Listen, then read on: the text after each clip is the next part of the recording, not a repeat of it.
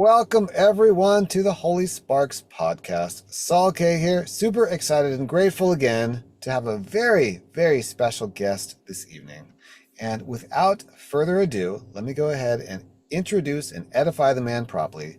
Benny Moore is a family man with 3 adult kids. He's a luxury expert, diamond and jewelry manufacturer for 40 years.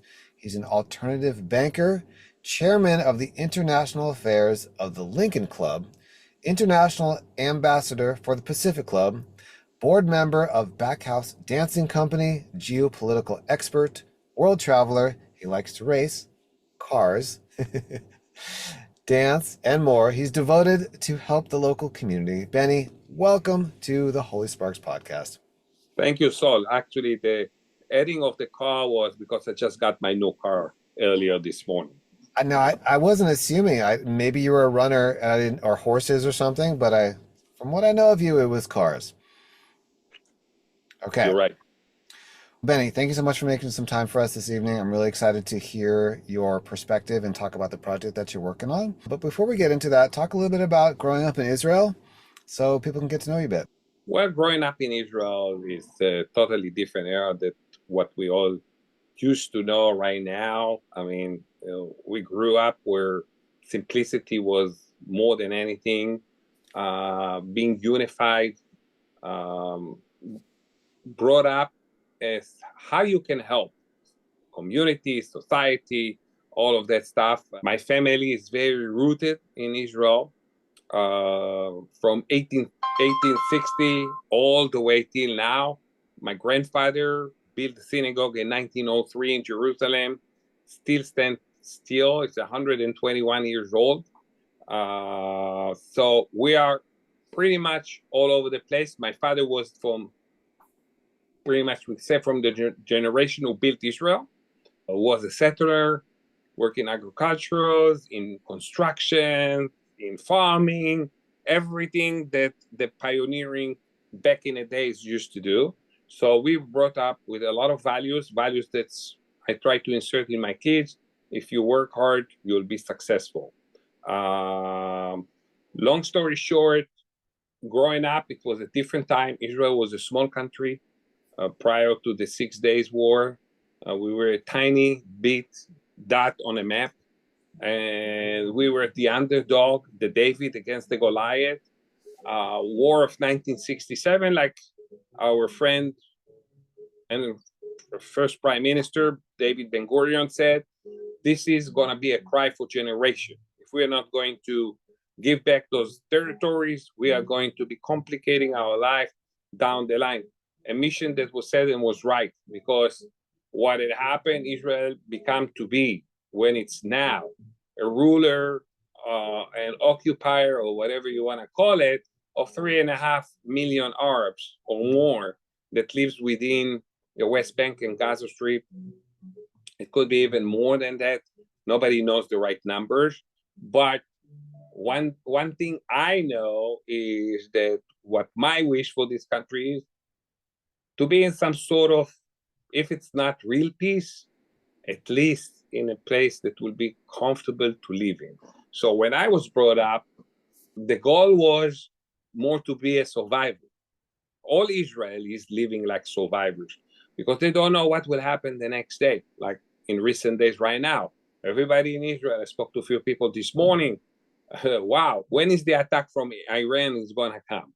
And this is not a way to live. You know, you live in Northern California, I live in Southern California. Just imagine that we would be worried about missiles incoming from Mexico on daily basis and go and hide. So Israel was a nice place back in the days, although with all the risk around the borders or whatever, the willing to help one another, to be a survivor makes you live the moment. And when you live the moment, you want to cash out on life. You want to do everything. This is why Israelis are so eager. They want to go and travel all over the world. They're going to go and see things because they don't know if tomorrow is your most likely last day. Look at how many young people just died in October 7th. This is disaster. So that's to answer the question. Great. Okay, so you covered a lot of territory. That was great. I do want to ask you, what is the name of the synagogue that your must be great grandfather built? Yes, my grandfather. Your My, grandfather built. I'm the youngest grandkid. Okay. My oldest cousin, which was older than my mom, just died last year at being 100 years old. Just imagine. So my mom in 2 years will be 100, but she died. But all of my aunt and uncles will be in their under 10, under 20, under 30. So the pathway of the family is huge. My grandfather who built the synagogue deceased in 1936. So I mean, I never had a chance to see him and all of that, but was a great man. It was in a time that some of my family were merchants. If I tell you the route, it sounds impossible.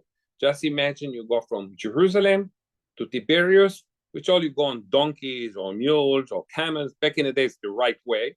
From there to Damascus, from Damascus to Beirut, Zor, Sidon, Haifa, Jaffa, and back 6 months straight. So, but That was it their was regular route. a regular route. I mean, he will do 6 months on a route, 6 months he'll rest in Jerusalem and go again on a route. So you were bartering, buying, selling all the time in those stops and all of that. And a crazy story to tell you: in the First World War, he left on a trip. So he was crossing the line of the Ottomans, the Turks, okay, which were withdrawing from the south to the north, and the British with General Allenby came from the south. So even the civilians used to go between the lines because they were fighting for months, withdrawing a couple of miles, building the defense again, the trenches, and fighting again, and whatever. In the meantime, when was a peace or ceasefire, all the civilians were. So he crossed the lines and never got back. 2 years later, they did not see what's happening with him. Does he have a family somewhere? Where you couldn't pick up the phone and call anybody. It was no phones or whatever. So one of my uncles or whatever went to look for him. Israel now was all occupied by Great Britain. The Turks withdrawing back, and that was the end of the Ottoman Empire. So he went to Tiberias, went to the market, asked people questions back and forth, all of that stuff. To no avail. Nothing happened. Till the last one that has some sort of what we call a restaurant today, it was just frying fish from the Sea of Galilee, handed over to people, kind of like a to-go of what we call it today. He says, maybe and he described his father. He says, yeah, go up the hill. You'll find him. He says, what? So he went up the hill, and this is a true story. It was the cemetery. So he went to the guard of the cemetery and told the name. So he said, okay, let me see where he is by his registration or whatever, and take him to the grave. That's what had happened. So your father had the flu when he got here, and he died. People used to die from flu or whatever. But nobody knows how to go back to Jerusalem and bring this message. So we decided to bury him. So it was sad, but as a site of relief that he didn't have another family or left a family or whatever. Those were the days. Those were the days of how the whole place was small, pioneering, and different than today. Synagogue called Cohen Shauli, which is my mom maiden's name, but that's the father's name. Her uncle was one of the chief rabbis in Israel back in the days. Had his own community in Ashdod. Cohen Shauli is another community in Ashdod, and 12 years ago, I was building a synagogue here too. So 3 generations. Beautiful. So your family's there, Kohanim. I'm here. Yeah, on my mom's side. Okay, amazing. Were you in the army when you came up? Of course. I was in the Israeli army, served for 3 years. I was serving in an anti-missile battery. I mean, defensive, what is the most monumental right now. If Iran is going to attack with missiles, this is the most advanced power to stop them by using the Iron Domes or other advanced systems that exist with the Israeli army. Back in the day, anti-missiles were against airplanes, dogfighters, and all of that stuff. So I was then a commander of a course to teach people how to use it, with books that I wrote back in the days. And I would have a very interesting service. My very first year was in Sharm el-Sheikh, which was in the Sinai Peninsula, in the most southern point of Israel back in the day. And then I would run to Central Israel to be in the school and serve as a guide and then as a commander for the generations to come. After that, I moved to England. I worked for the Israeli Secret Service for 2.5 years under kind of like what I call under the table work, and that was a nice experience. But I could not foresee myself having a career with that. Some of my peers advanced to be in the head of the Secret Service in later years. So I could then say, oh, if I choose this career, where would I be? But I'm very happy where I am. So that's basically to answer that question. I love it. Amazing. And how did your experience in the Army and also the Secret Service, how did that really affect you and your feelings about Israel and security and things of that nature? Well, when I grew up, most important thing was we did not live for ourselves. There was no capitalistic mindset in the average Joe in Israel. I mean, besides very few people that were in business, you didn't even know if you know about the businessmen down in Israel. They were numbered. People who owned cars were numbered. Mm. The ideology was you give everything for the country. That's how I was brought up. And going to the army is basically you don't ask questions. You volunteer. You do whatever you've been asked to do. This is your part. This is your contribution, and that's how you do it. No question asked. So my philosophy was how to play the bigger role, not just to minimize myself. Say, okay, let's do 3 years, let it pass by. So the experience I got when you are 19 and a half years old and you command 50 people underneath you, they tell you, Commander Benny, I need to do this, I need to do this. Can I get approval for this? And you say, what the heck? You are only 1 year older than them.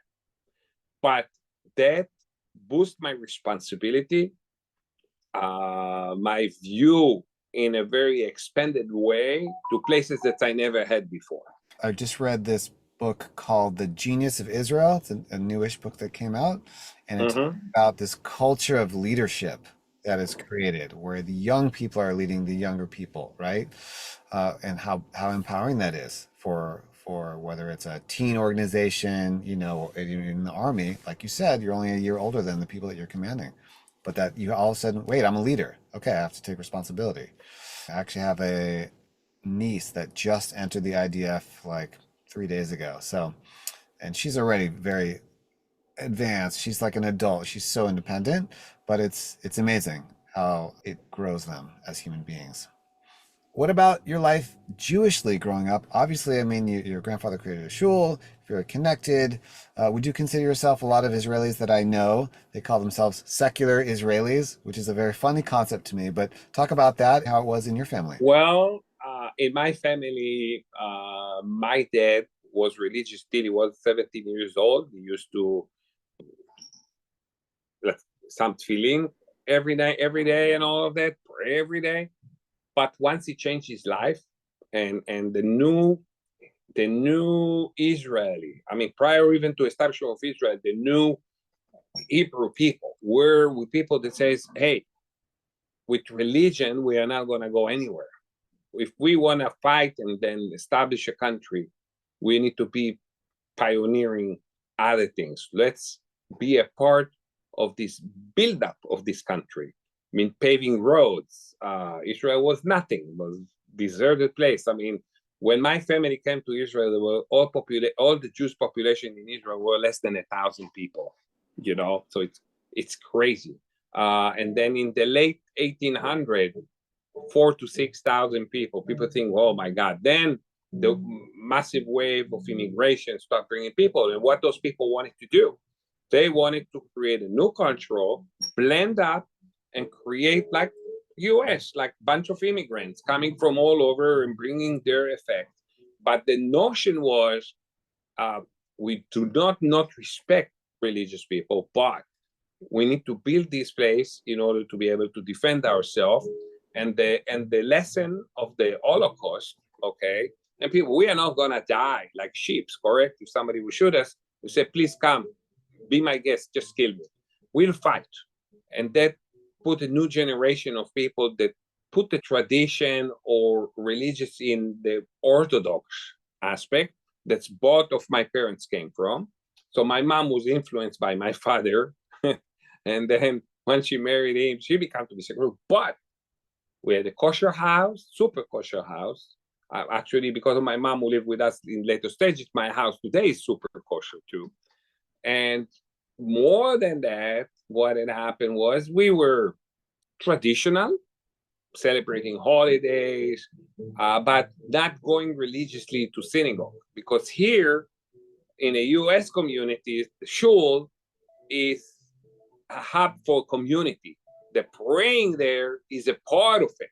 But you come in because you want to meet somebody, gossip with one, talk about one, do things, go to events, go to other people's happy events and whatever, and you are part of a community. In Israel, the community exists. The shul was more like a praying only place, which is the difference.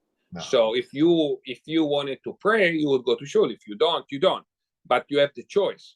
So it was a little bit different. But my family inserted a lot of values of Judaism, what is it all about, how we keep that, how it's important to marry between ourselves, how it's important to keep the next generation going the same way, and more and more and more.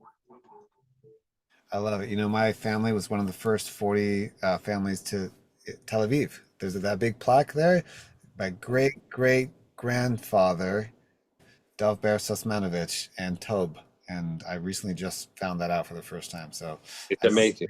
Yeah, but for the first pioneers, they just wanted to build. They're like, we need roads, we need to drain the swamps, we need to build the infrastructure.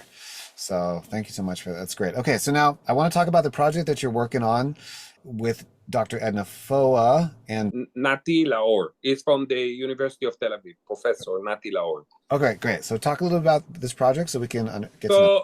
I'll tell you what had happened when the October 7th event were unfolded or whatever. Everybody, in an emergency time, everybody wants support. Everybody want to go. Some people went back,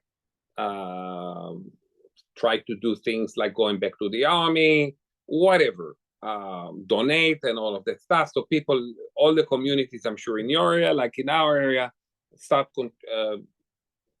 probably calling on money and then buying equipment and stuff and load it here in LAX on El Al airplanes who going back half empty and send it to different places or whatever. I said, what in the beginning, it's easy. You write a check, you donate, you forget, you go, keep going with your life. You do it once, you do it twice, you do it 3 times. Then I asked myself a question. I mean, I was like in a event of the Jewish Federation. They have the Solomon Brotherhood, whatever, which is the main club of the Jewish Federation here in Orange County. And they were collecting money and talking about this huge amount of money. And I said, what do you do with this money? Oh, we buy ambulances. We buy that. We send them equipment. I says, well, Israel is not Israel of pre-1967. Israel is extremely rich country. Reserves in the bank prior to October 7th were over $100 billion in cash. So it's not small potatoes money, The problem in Israel, where I start talking to people, and I have a lot of people in the government, in high positions and all that, the problem was that there is a lot of bureaucracy. And when there is a lot of bureaucracy, you shut off. People didn't know what to do, how to do, and one arm didn't know from the other. I decided that if I want to do something, I can't count on government aid or support or cooperation or all of the above.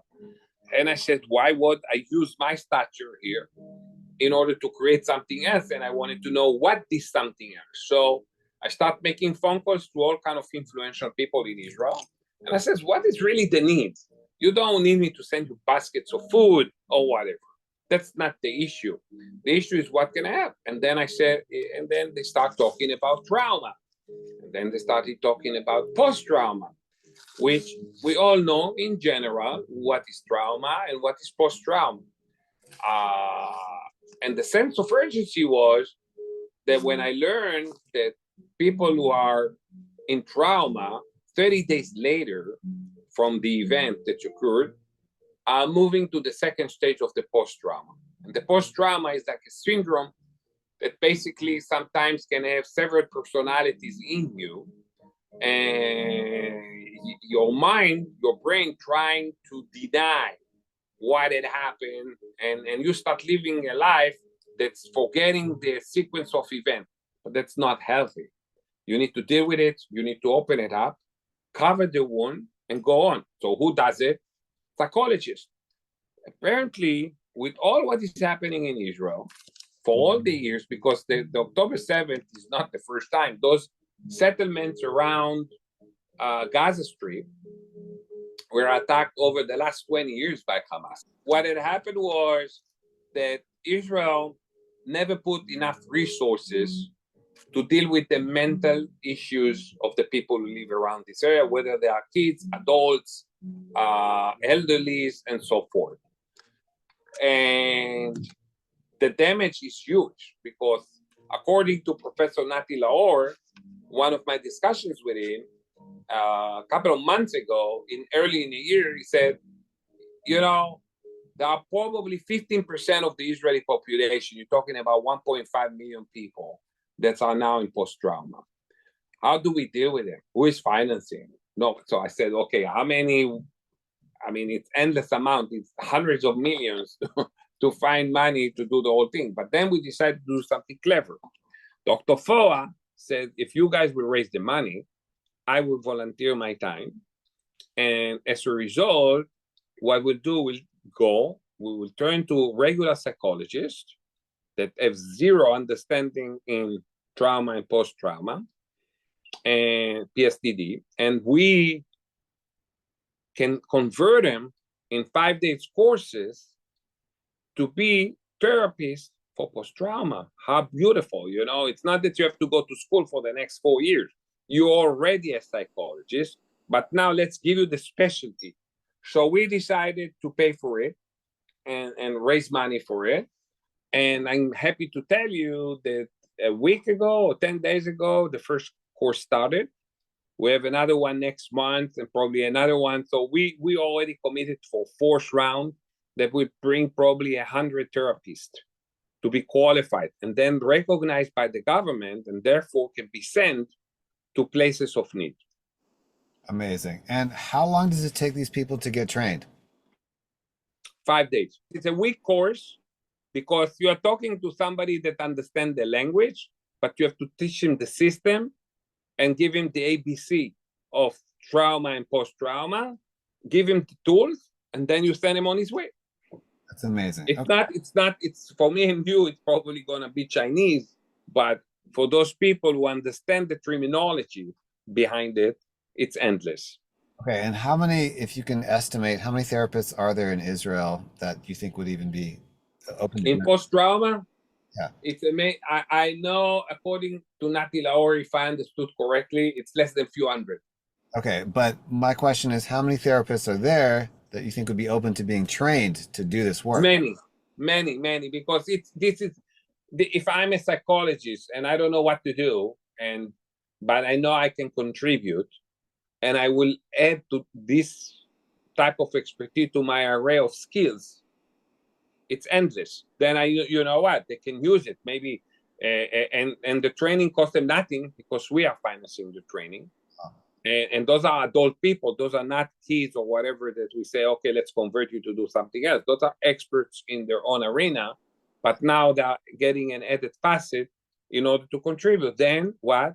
They're going to be hired by the Israeli Health Ministry, the government, whatever other organization, Resilient for Israel, for example. that will use and utilize them in different places, and they will be reimbursed by the government or by the health authorities, and they can make more money. So it's a win-win situation. For us, the mitzvah was to create this change, to increase the number of people so we can reach many more people out there.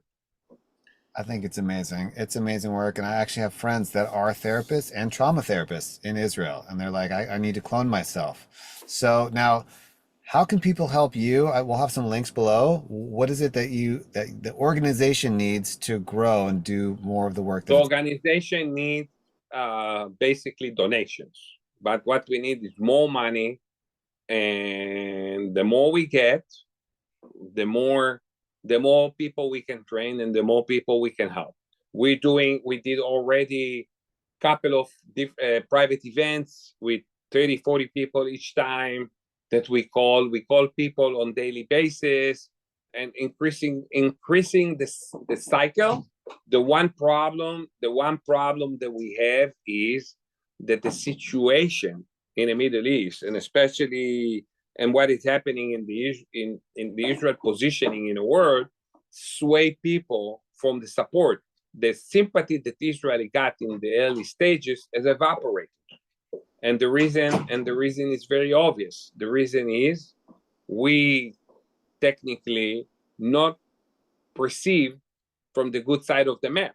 We can say it's a war, and a war mistakes are happening, but all those mistakes are prolonged because of what is happening, that Israel is dragging in the swamp of the Gaza Strip, dragging and not finishing the job, and being not successful in releasing the hostages or the kidnap, puts Israel in a very hard situation. I was talking a couple of weeks ago to the Israeli ambassador to the UN, Gilad Erdan, which fighting night and day against the whole world to position Israel. In Tell me, Benny, we are lost. We are lost. And why? Because Israel, for one thing, which I don't understand, never ever invested money in creating a form of how to explain Israel. What is Israel? Why is Israel there? Why not because now we are the Goliath, okay, in the area, because we contribute to the world, we change the world. And this has to be on constant basis, not deserted when everything is like in a regular mode. You have to keep explaining, especially to Western societies that sway away by social media in seconds. You take kids that is 20 years old and he tell you from the river to the ocean, or the opposite. You ask him what river, what ocean. They don't even understand what is he talking about. But that's the sad part. Right. I think you're so right in that one of the things a lot of my American and Israeli Jewish friends were shocked by was this media war that we didn't even know we were in for the last 20 years, that we have a lot of catching up to do, educating people what is the value of Israel. There's plenty of American Jews that have never even been to Israel, have no connection to it at all. Look, I can share with you. I took conservative groups, I mean, kind of like fatally supporting Israel, kind of like what we call the Bible Belt of, if it's the Midwest, but we are people who live here in Southern California, influential people from the Lincoln Club, business people, ex-Congress people, whatever. And I took them to Israel. I took them to the Palestinian Authority. I took them to Jordan. I took them to Egypt.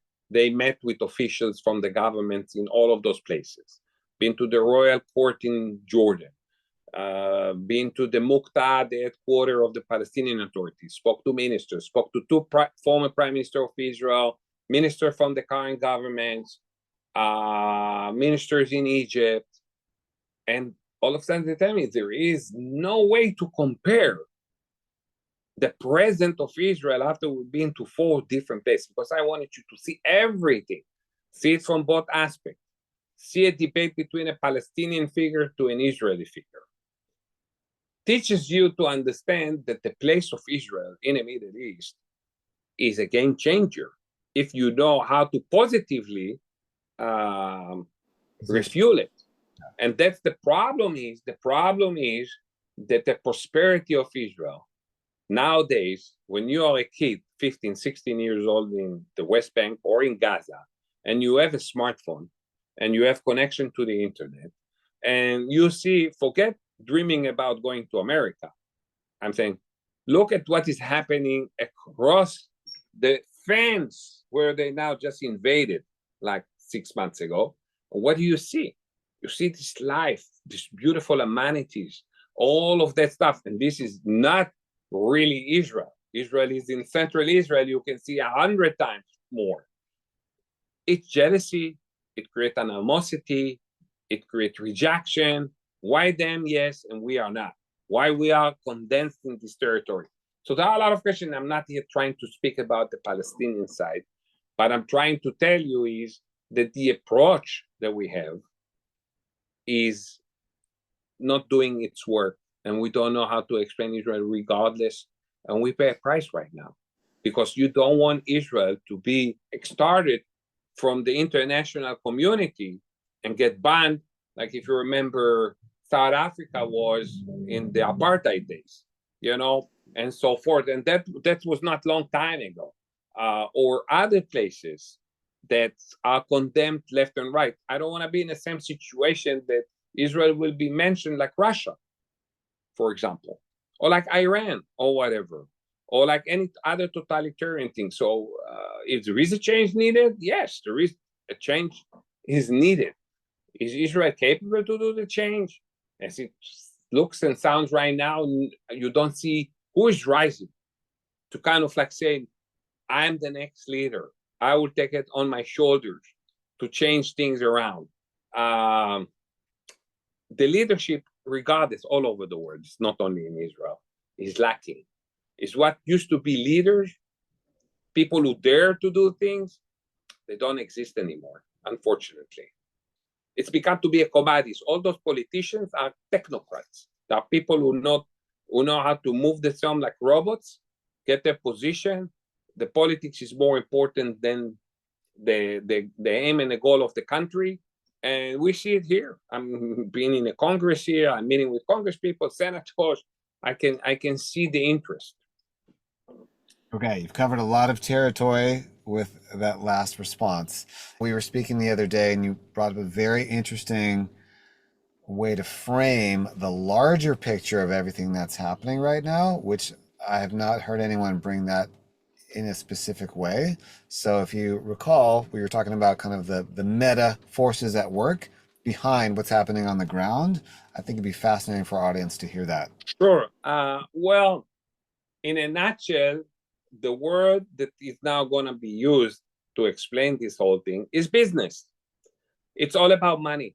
It's all about money. And if the money works in the right way, everybody's happy. If the money doesn't work in the right way, it's wrong. So President Biden came in June of last year with an initiative, not that many people know or follow, but there was a real initiative. And he says, look, if we use Saudi's money, Saudis or Dubai or Abu Dhabi, I mean, Emirates, Qatar, Oman, all of the extremely rich reserves of money in trillions of dollars. And we all know that the oil is going to end one day. Take the labor of India, which is the next emerging power in the world. People don't know that. I work in India. I manufacture my diamonds in India. So I know, believe me, in and out, the highest level people in India. India, 20 years from now, not more than that, will surpass China and will be the new China. It's on its way to do. They have high-tech centers in Bangalore. They have heavy industries, agriculture. They are in every field. Look at that, diamond. 30 years ago, India was zero power in the diamond manufacturing. They control 99% of the manufacturing of diamonds in the world right now. 99, monopoly. And we feel it. So India will supply the labor, the facilities, everything to create mass productions for whatever. Israel will bring technology and sophistication and innovation. Then European companies will come and invest. You'll build infrastructure, trains, ship lines to kind of like mobilize commodities, merchandise, however, whatever. And American companies will invest and put money. And now the end result will be that the Western world, Europe, US, and rest of the world will enjoy the product. Who is going to be aside? China. Number one enemy for China, I mean, is not going to be the US, it's going to be India. Okay, because India is surpassing them already population-wise. India should be now, if they will count the numbers right, the most populated country in the world, not China. China is already a myth. It's part of the past. China is worried because they have a financial crisis, market that are not developing, inflation, elderly population that they need to support in echoing numbers. So what do we do? Who is the proxies? Russia has become to be a second is a proxies. War with Ukraine is create lack of stability and threat to Europe. But how we differ it from that and how we do, we'll have to do something with Iran, which is the most meaningful proxy on a regional power, with its proxies, which is the Iraqi militias, the Houthis in Yemen, the Hezbollah, Hamas, which they don't even care because the Hamas are Sunnis, are not Shiites. Long story short, if you put it all together, if we will flat the tire that is now needs to run, we achieve the goal. And that's exactly what they did. Saudi was about to sign a deal with Israel that Prime Minister Netanyahu will, as he wants to build his legacy, will be the greatest Prime Minister of Israel, more than David Ben-Gurion, the founder of the country. That's what he wanted to go out. What is he now? Dishing in a swamp, not knowing where to go, what to do, and the whole 9 yards. So, if to answer your question, that will be a new world order. And the US, as the main conductor of the whole thing, will be kind of like the supervisor of the whole thing and enjoy it, because it will be huge business for American companies. And now it's all on hold. So you see Joe Biden going on an election here, seeing his most significant achievement going to the toilet. So in case that went over your head, go back and re-listen to that. Very, very powerful. I mean, I knew about the potential deal between Israel and Saudis, at least some peace agreement there, but it's very fascinating to hear the larger picture. And I've also heard it said that, and this could definitely be argued, this is not about land at all. It's not about land. It's not about Israel. Israel doesn't want Gaza, and Hamas doesn't want the land of Israel. It's not about land. Do you want to speak on that a little bit? Well, the fight is not even religious. You know, the fight is on the water sources. The West Bank sit on huge amount of under the ground water, which can supply all of Israel and the West Bank water. So the holding of the West Bank by Israel is also to control the water. And the water is what drives existence. And that's the main reason. People don't talk about it, but that's the main reason. Secondary reason is a conflict that started as the Fico-Cyrus agreement back in the early 20th century after the war. That's how France and Great Britain divided the area in the Middle East, and they set the border that we see them as now for Syria, for Iraq, for Saudi Arabia, for Jordan, for Lebanon, and for the area that would be the Palestinian or Jewish state or whatever it is. They promised a lot of promises to the leaders of both sides. Did they cash out on it? No. You know, the British were divided. The way of their system was how their empire will exist for a long time, will be ruling and dividing. That's all what they did. And they put the foundation for the conflict that we see going for over 100 years now between what they call the Zionist movement and the independent Palestinian that would not exist before they were there. They were just Arabs who lived there, Palestinian. All of a sudden, they are Palestinians. And now there is a fight for the land and a fight for the agreement. And once the Arabs did not agree for the division in 1947, it gave the sign for a war in 1948, and they lost everything. So obviously, when you deal with bitter people, it's bad. How do you resolve it? I can give you 100 ways of how to resolve it. The question is, it doesn't matter what I say, or you say, or anybody else says. It matters if you can enroll people to understand that it's better life for them to do it. You know what? The Arabs who live in Israel, over somewhere close to 1.5 million people, that's Israeli Arabs. When you ask them the main question, so tomorrow we'll have a Palestinian state and we'll do a change of territories and population because we want to demographically maintain the majority here in the part that will be the Jewish state, correct? You'll ask them, are you going to move to the West Bank? The answer is no. Why would I degrade my life standards and level? I'm living in Israel. They're not feeling second-hand citizen. You know what I'm saying? They're going to universities, they have businesses, they do whatever. The people who want to focus are prospering. The people who not, yeah, of course, in the first 10, 20 years of the country, it was not like that. But things are rolling. They see the advantages. It's like you tell an American Jew, go and live in Israel. And he says, what for? I have 5 houses here. I have a huge business. I'm respected in my communities. It doesn't matter who is against or in favor of me. I'm getting the best treatment. Why would I leave it? The only reason why Jews want to flee out is when anti-Semitism coming to play. But with all of that, it's still minor here. I'm not saying it cannot escalate to what was in Europe prior to 1939, but that's a different subject for a whole different conversation. We'll have a part 2 and a part 3 and possibly a part 4 based on everything that you've just shared. I really appreciate your perspective so much. Anything else that you want to add? I have one final question that I ask every guest. Ask the one final question because I have to get going to myself.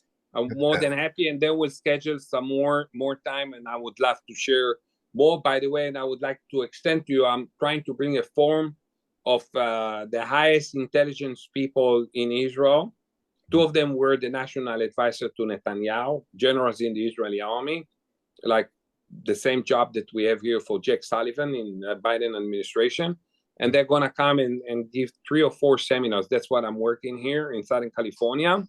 And I think it's worthwhile for you to come spend a day here and listen 3 or 4 hours. Your eyes will be wide open. Amazing. Just let me know and I'll be there. Okay, so my final question. What does the Jewish world need now most and why? The Jewish world needs now to support Israel, but intelligently. And when I say it, not go blindly, because I'm not going to politics now, especially not in a time of war, but our government, the government in Israel is extremist a little bit. I say it a little bit because I choose my words. But the state of Israel need the Jewish people around the world, not just only in the US, to stand behind it like 150%. Give the support, give the thing. Because, as my brothers like to say from Israel, he says always his major sentence, without the existence of Israel, there is no ongoing existence for the Jews wherever they are, because they would not have the choice. There is only one Jewish state. There are not 2 or 3 that you can choose. If Israel doesn't exist, I go to whatever, somewhere else. I go to Uganda. I go to Arizona. Depends on the solution. That's not the case. And when that's not the case, my final sentence will be, it's all about being unified. And that's the key.